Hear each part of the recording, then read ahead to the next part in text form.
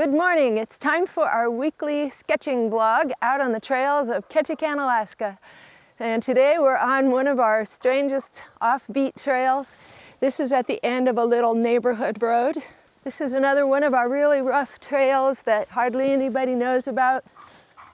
These kind of trails are perfect for our big cruise ship days when a lot of commercial tours are out on our main trails. So let's get going.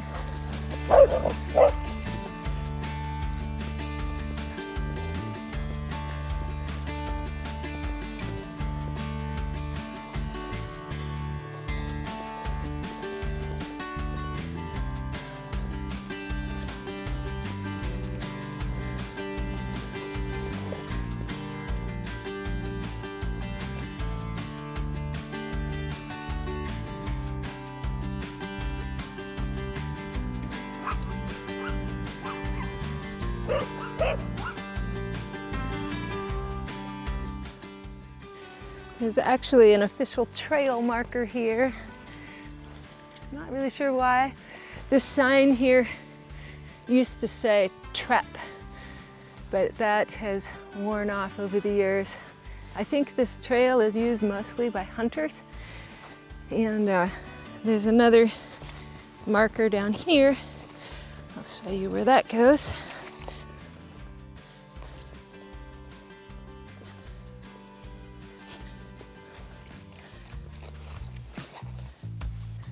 Another little trail marker. It's a very rough trail that's hardly discernible,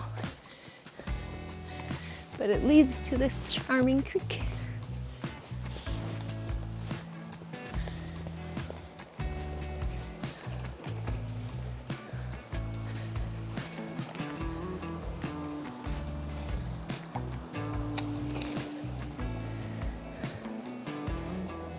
In this terrain, it's important to stick right to the trail. This was a kind of track that was originally made years ago by like a four-wheeler, a UTV, and so it is kind of permanently damaged. This muskeggy, marshy ground is really sensitive to any kind of damage. It doesn't really recover. So even though it's hard to discern the trail, I try to stick pretty close to it to minimize damage. We like to walk this trail in the winter, kind of like the Coast Guard Pond Trail that was in my other vlog video. I'll put a card up above for that video. Just because it is so marshy, it's nice when it's completely frozen over. So we like to come snowshoeing here, and then you don't have to worry about sinking into these swampy areas and slipping on these really wet, slick sticks.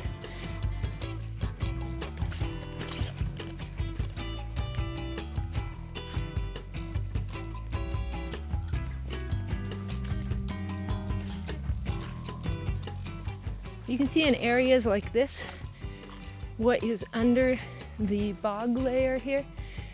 The islands are solid rock, and then this vegetation falls down on it over the years. And the areas where there's kind of bowls or shelves, the vegetation stacks up and very slowly decomposes. That creates the muskegs, or the bogs. But in most areas, the soil layer is actually quite thin, and so you see the roots are just right under the surface, and they all intertwine, and the trees support each other in that way. So if you go in and remove some trees, then the trees next to them become fairly unstable. Walking in this squishy muskeg is work. All right, we're getting to some of the open muskeg here in a minute. So here we're entering our first muskeg.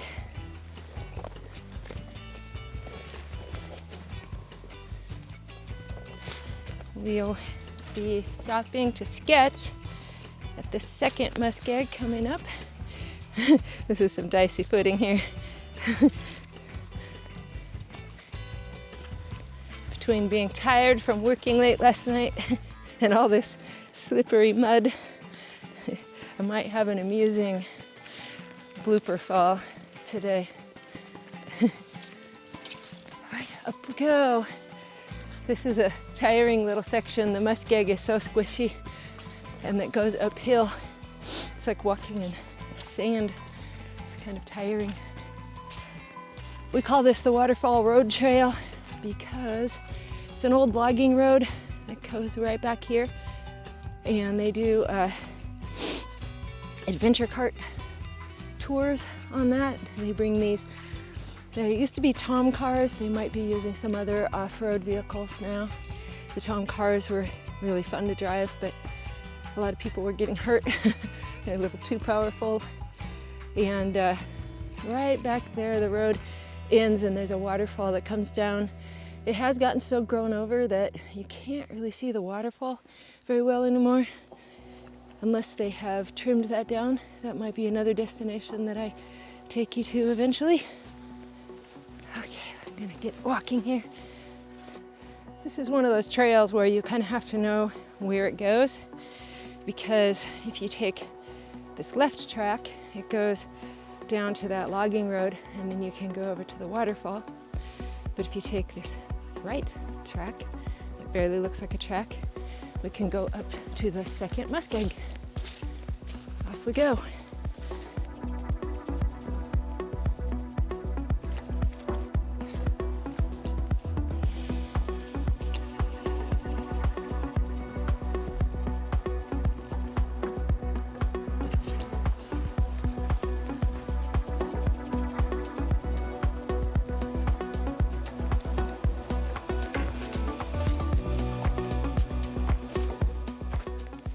Some tiny little carnivorous plants. These are called sundew, and they can get much taller than that, but they have sticky little hairs on them that catch small insects. I highly approve of that. This is a really interesting growth pattern that you'll see often here, where these trees will grow very twisted. I've read that that's due to wind load as they grow. This tree is dead, but I love how it twists around like that. It's also very stressful for these trees to grow here. You can see several dead spikes down here. Muskegs are cold, wet, nutrientless. The soil's very acidic, so they really struggle, which is why they get these very interesting shapes, and sometimes they just don't survive. Those are also very twisted. Okay, we're coming up into the second muskeg, where I'm going to find a nice place to sketch. More trees here than some muskegs. I can hear another ATV tour going by. On Thursdays in the summer, which is today, our little town of almost 15,000 people will get 15 or 16,000 cruise ship visitors. So we double our population. So there are tours everywhere, people everywhere. It's difficult to even drive downtown where we have 3 ship berths. Sometimes we'll get 3 large cruise ships downtown plus 1 anchoring, and then there's a cruise port out north about 10 minutes from town that was opened in 2020, which was a little unfortunate for them because as soon as COVID hit, the cruise ships could not come here at all. So we had 0 cruise ships. In 2020, we didn't get our first cruise ship back until August 2021. The big problem wasn't just COVID and all of the mitigations to keep people healthy, but they couldn't get through Canada, and cruise ships usually start at Seattle or Vancouver to get to Alaska, and Canada didn't allow the cruise ships to come through. So This town was extraordinarily stressed out. Small businesses went from thriving and flourishing to having zero income. Everyone was desperate for that federal money that came in. The city, the municipality here, all of a sudden didn't have that tax revenue that we depend so highly on to do projects, infrastructure, expenditures. So that was a really tough time for the city. I actually kind of liked the COVID lockdown. Being an introvert, kind of liked how everything got really quiet. There weren't tours. The air traffic slowed way down. We didn't have the float planes and helicopters. And we just had an excuse to tuck in at home, listen to music, hang out with my adult kids. So for me, it was pretty cool. And this is my favorite thing to do anyway, is to get out and hike.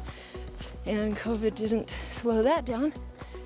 So here we are at this upper muskeg. And I'm gonna find a good place. This is an extra big muskeg pond here. Not much of a pond right now. It's maybe more of a really fancy mud hole.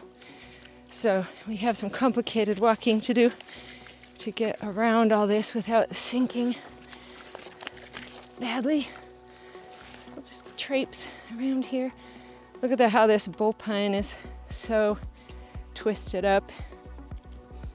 Like I said, they kind of look like bonsai trees due to how difficult this muskeg is for them to grow in. You can see all these little trees. Some of them don't survive. Some of them, this little tree, a tree this size, could be a couple hundred years old. This is a bullpine or a shore pine, but they grow so slowly that the lower leaves, the lower needles, will die off before it gets up to that height, and then it'll have only the needles up on top. Pretty cool. I love muskeg trees. They come in all kinds of interesting shapes, usually pretty stunted. So maybe that's what we'll draw today. Find a really cool group of trees. Down there you can see the salt water. I don't know how well this will come through on the camera, but there's the salt water, the ocean, with some islands down there. So we come up pretty high, which explains why I'm so hot and slightly out of breath. All right, let's get to sketching.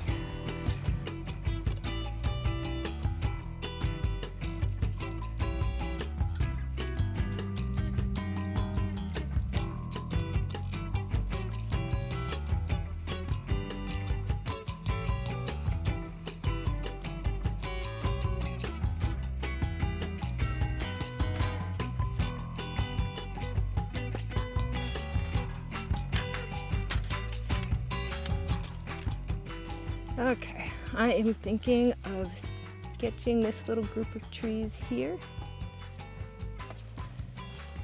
It's raining it's almost like a mist coming down. So hopefully that's not going to cause problems. If it rains too hard, I found it difficult.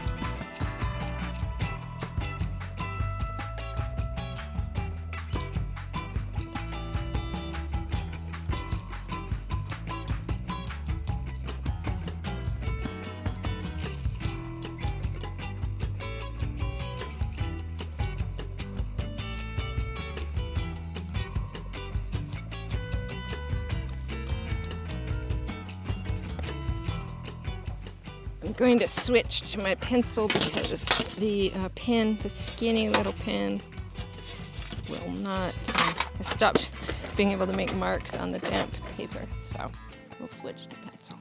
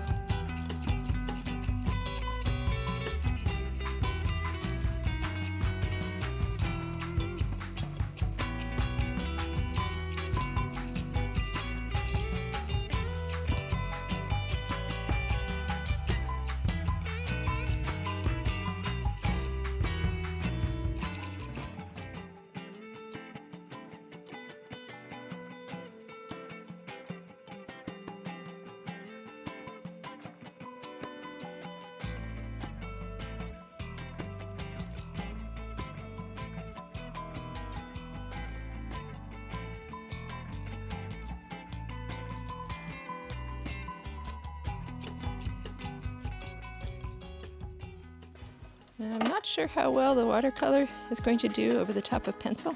I usually use that waterproof pen. So let's see how it goes. My waterproof pens don't do well when the paper gets a little wet. My little Van Gogh watercolor set. My handy dandy water cartridge pen. Water cartridge brush. I hear more ATVs. Busy, busy tour day. Let's see. Let's get in to opposite from oils. Put in our lights.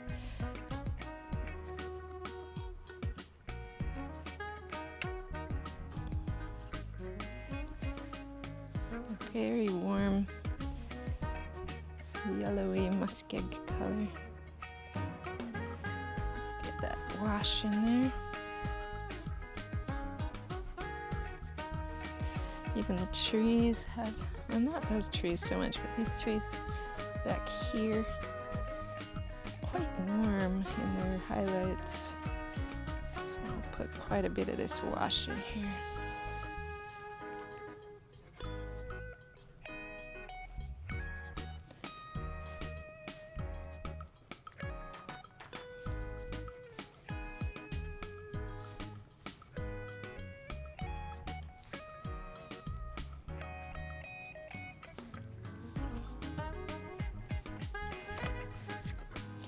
And there are some darker trees in the back. I think I'll put that dark in later though. Okay, let's get a cooler green in there. And my paper towel.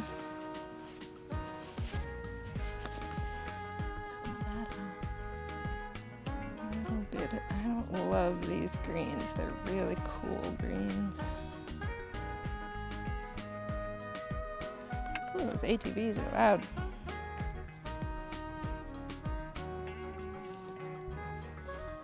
It's the sound of money for our community, though. The tourism has really, the cruise ship tourism has really exploded over the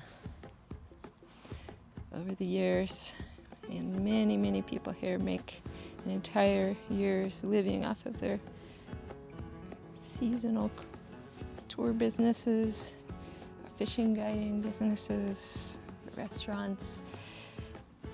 Everyone somehow benefits just a bit, even from the sales taxes. It supports our infrastructure. But the peace in the winter is welcome too. I enjoyed doing tours, guided trail tours, meeting people from all over the world.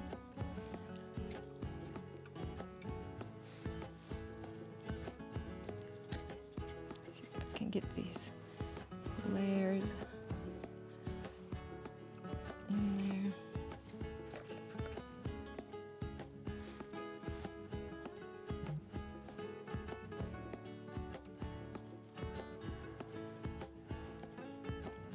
Gotta make sure to leave those trees white. They're very pale gray.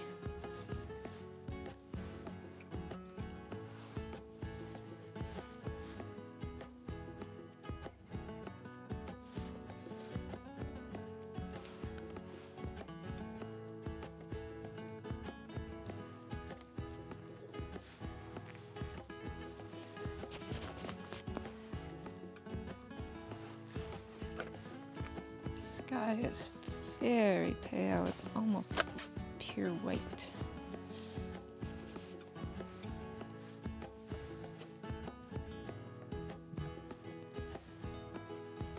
So just kind of barely put a wash in there. Found that mixing a green works better than using these pre-mixed greens. I don't really like the color of those. They're very cold blue greens.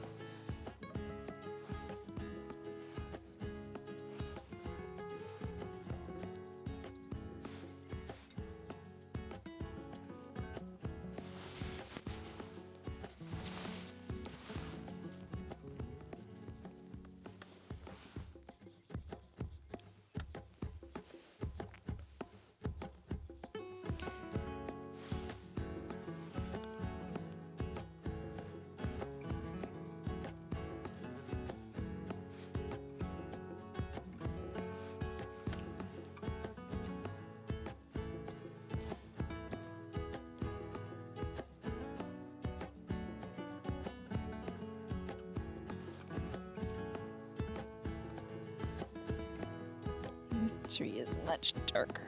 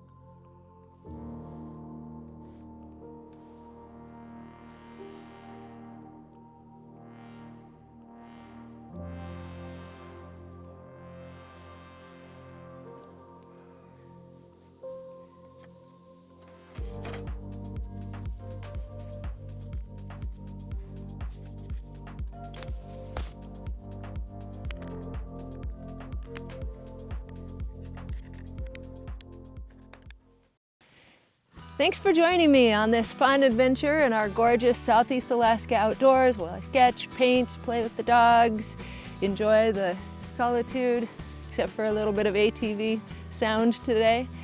If you'd like to see more of these kind of videos, I do them once a week, and I do some other painting videos. It'd be awesome if you'd subscribe.